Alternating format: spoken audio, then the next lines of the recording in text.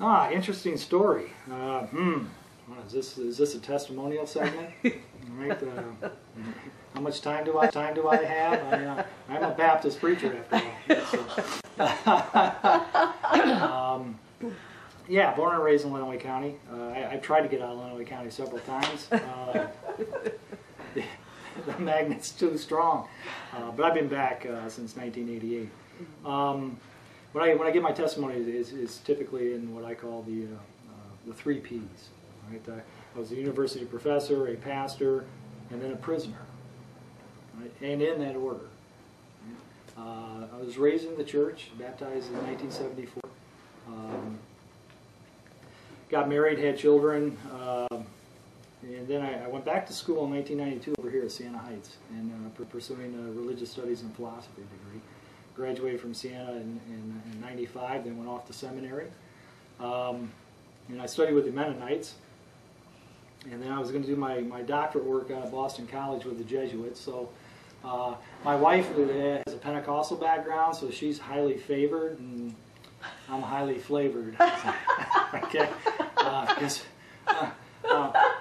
As a minister of the gospel, I'm ordained within the American Baptist tradition, so which is kind of the Martin Luther King vein. So I have a real passion for social ministries. After I graduated seminary, I pastored a church here in Lenawee County for about 3 years, and I went through a real rough divorce. And in the midst of that divorce, I threatened my ex-wife with a BB gun, and that's considered felonious assault with a dangerous weapon, and that cost me 2 to 4 years. First adult male sentence in the state of Michigan on the new Mulligan legislation that came out of Columbine. If you use a look-alike weapon in the act of a crime, you get.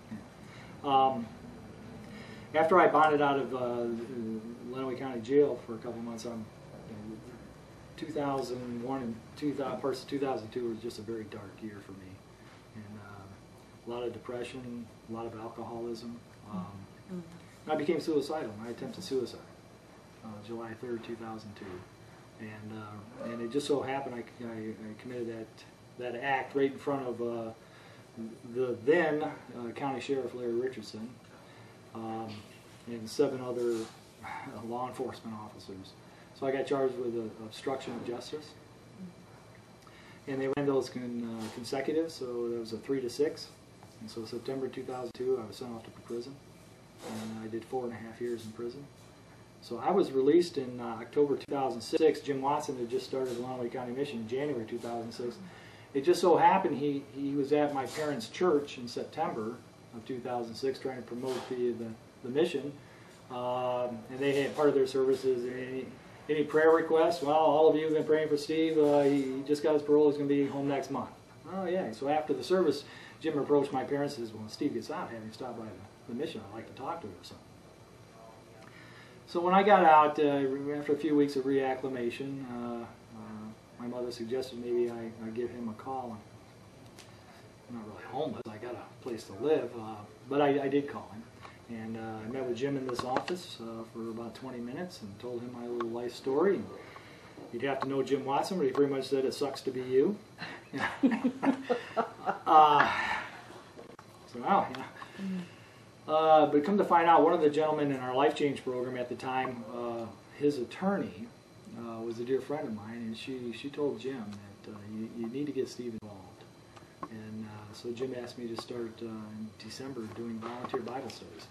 And so I started that, and in January Jim got called to pastor a church here in the area, and so he asked me to come on as a men's director, and a couple months later he realized I could not be the executive director and a senior pastor of a church, so how'd you like to be the executive director? And I've been the executive director ever since, and it's been quite a blessing, because having gone through teaching theology of the gospel, and then trying to lead a faith community and living out the gospel, and then to in a sense, I don't really like the term, but fall from grace, I never thought I'd be in ministry again.